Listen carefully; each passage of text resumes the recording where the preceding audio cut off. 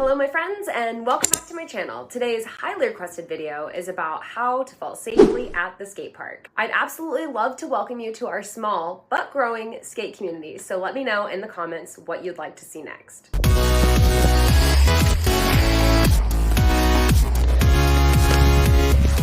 Before we get started, I'd like to take a minute to acknowledge that roller skating can be a dangerous sport, and there are a variety of safety gear preferences out there. Personally, it's pretty rare that I skate without knee pads. Usually the only time I'd say I'm not wearing my knee pads is when I'm out walking the dogs or skating the dogs. I don't know how to say that. But when Brent and I are taking the dogs out for a skate, sometimes I don't have knee pads, but most times I'm still wearing my wrist guards. Or sometimes we'll be out somewhere and I'll see a spot that looks really cool and I want to skate it, but I don't have any of my gear with me. But for the most part, and especially if I'm at the skate park, I'm usually wearing some form of safety gear. That's my preference though, and that might not be your preference. I firmly believe that if you're an adult, then you get to make that decision for yourself. And it's not my business or your business to judge another person who's an adult that doesn't want to wear safety gear. Notice that I said adults though, because if you're a kid and you're learning how to roller skate, I strongly believe that you need to make sure you're wearing your gear to protect your growing brain and your growing body. You can disagree with me and that's totally okay. I personally want to be an example to kids who are learning how to roller skate or even just exist at the skate park in general,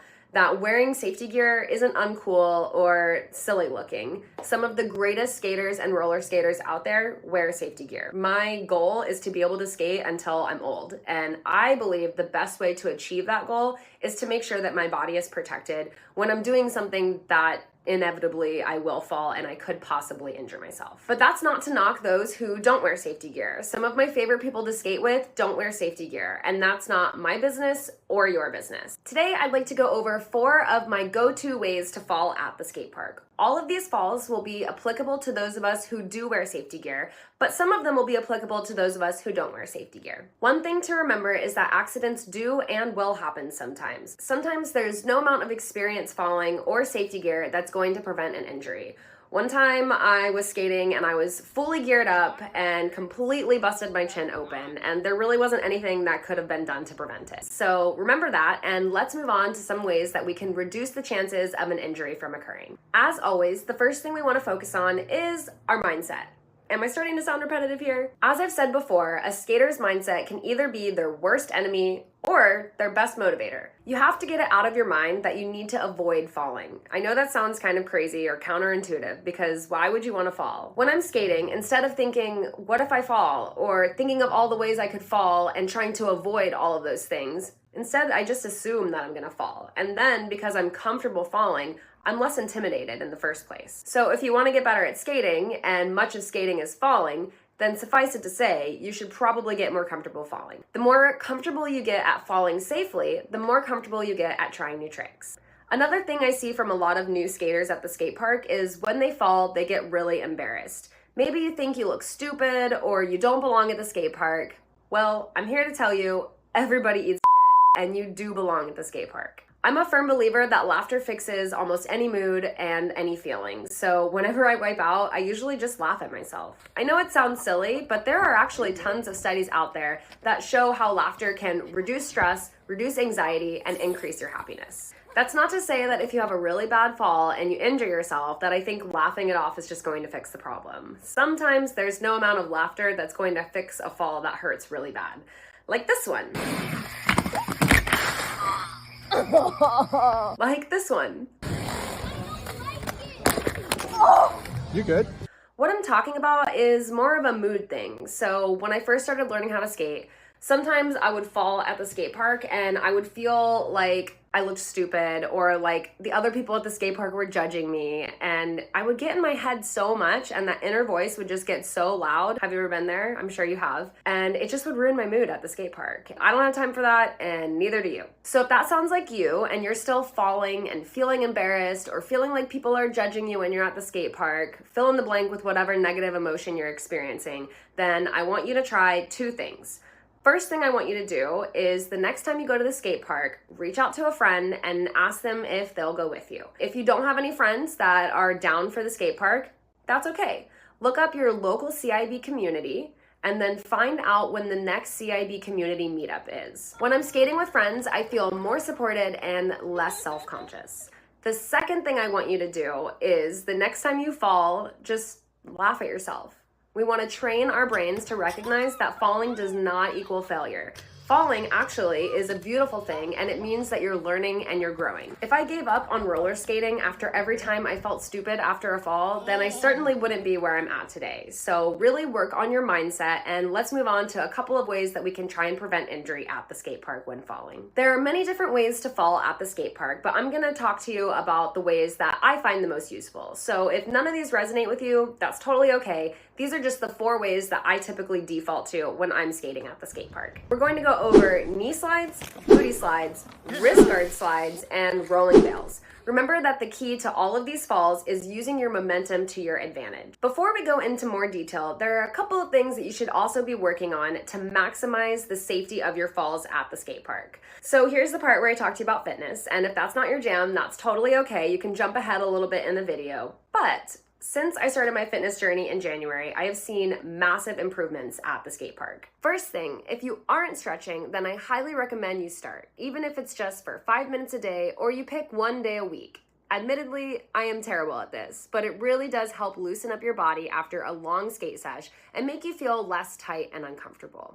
And that's what you want. You want your body to be less rigid and more loose.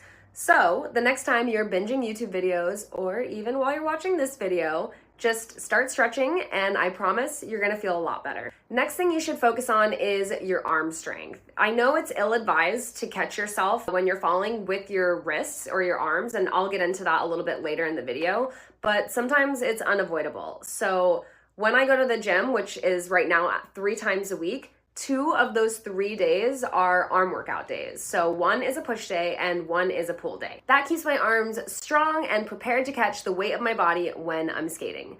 Personally, I like to lift weights, but if you don't like to do that, that's totally okay. There's tons of other ways that you can strengthen your arms. So you can use resistance bands, or you can use even just body weight, and that would be totally fine. Another thing that's really going to help with falls and recovering from those falls is making sure that you're fueling your body appropriately. That can mean all sorts of things that we're really not going to get into for today's video, but if I had to pick one thing that you should focus on, I would recommend that you're getting enough protein to sustain your muscles that you're growing at the gym and at the skate park. A Harvard Health study recommends that 0.8 grams of protein per kilogram of body weight, or for those of us in the United States where we haven't fully adopted the metric system, 0.36 grams of protein per pound of body weight is the minimum amount of protein needed per day. Protein is essential to good health, and it's not a bad idea to add in a little bit extra with each meal. But let's move on to the real reason you clicked on this video in the first place. The first fall I want to focus on is the knee pad slide. I highly recommend that you only try this slide if you're wearing knee pads. A slam to the knee, even if wearing the right knee pads, if done incorrectly, can be really painful. I've only had 1 serious injury, fingers crossed here that I'm not jinxing myself, but I've only had 1 serious injury on skates, and it was a slam to the knee. I had to take 3 months off of skating, and it was pretty miserable. Learning how to knee slide properly is going to be really important for those of us who do want to prioritize this kind of fall. You can knee slide on flat or in transition, but I typically try to utilize different types of falls when I'm not in transition. First things first, you have to make sure that you have good knee pads. My go-to knee pads are the S1 Pro knee pads. I'm not sponsored by them. I just really like their pads. I will put the link in the description box to where you can get them on Amazon. So we have to remember that these are a pro knee pad, so they're gonna be a little bit bigger than the standard size. But if you're defaulting to this type of falling, you don't want standard knee pads. You do want a more heavily padded knee pad. Another thing that I really like about these knee pads is that they have straps. If you've ever put on your skates and forgotten to put your knee pads on first, and you have the sleeve knee pads, then you know why this is actually really important.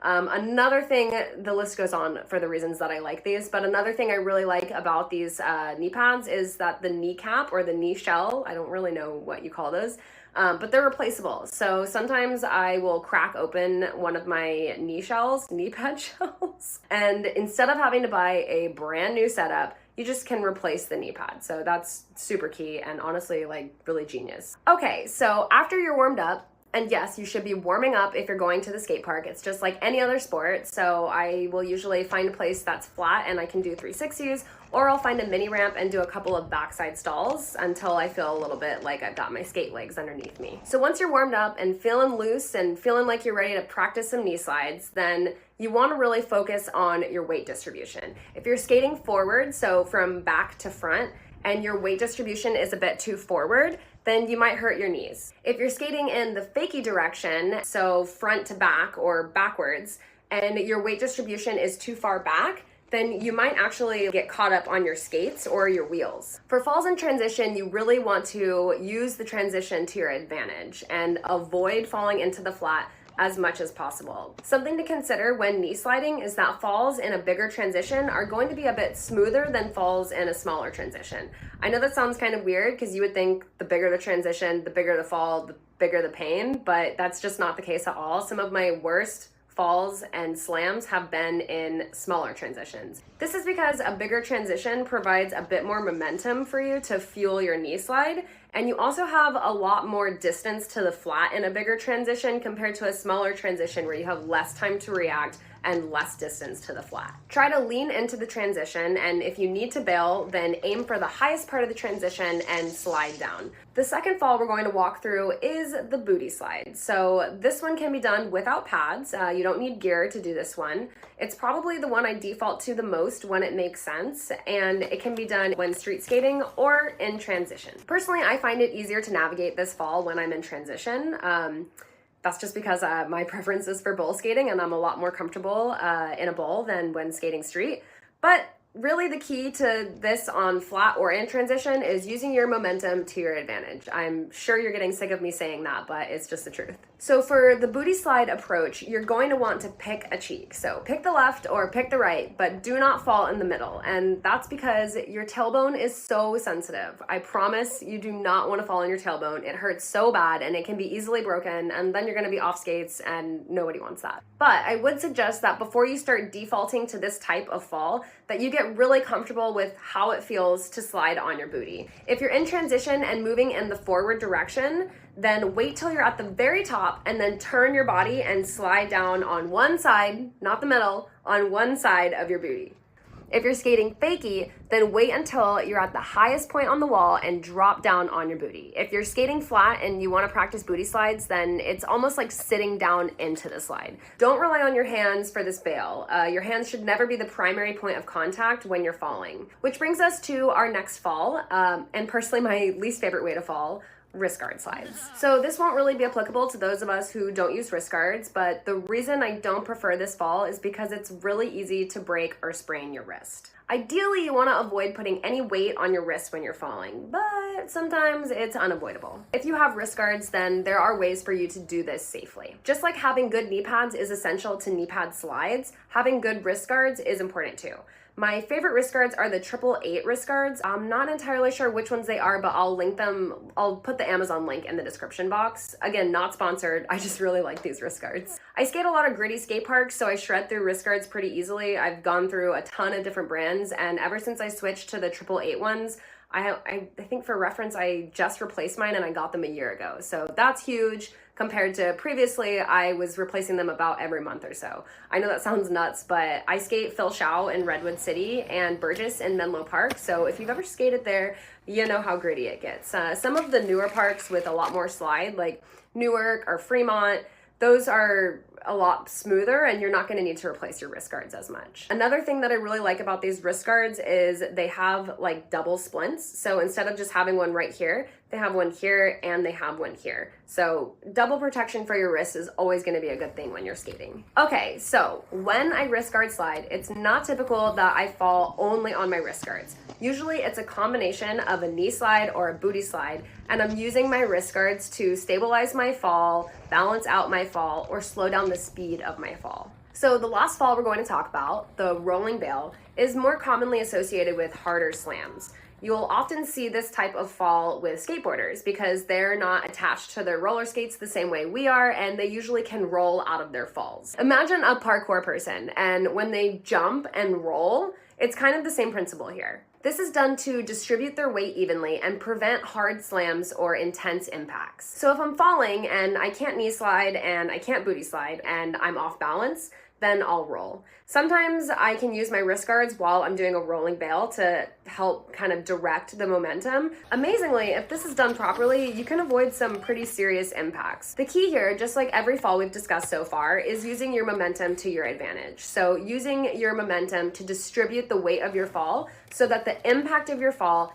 isn't concentrated on one part of your body. Something to consider with the rolling bail is that you really want to make sure your weight when you're falling is not distributed on your head, your spine, or your tailbone. All of those places are very sensitive places, and if you land or roll directly on those areas, it can cause serious injury. Okay, skate fam, that about sums up the 4 ways that I like to fall when I'm at the skate park. Remember that these are the 4 ways that I prefer to fall, and they may be different for you.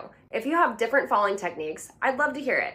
Drop your thoughts in the comments and let me know what roller skate content you want to see next. And as always, thanks for skating with me.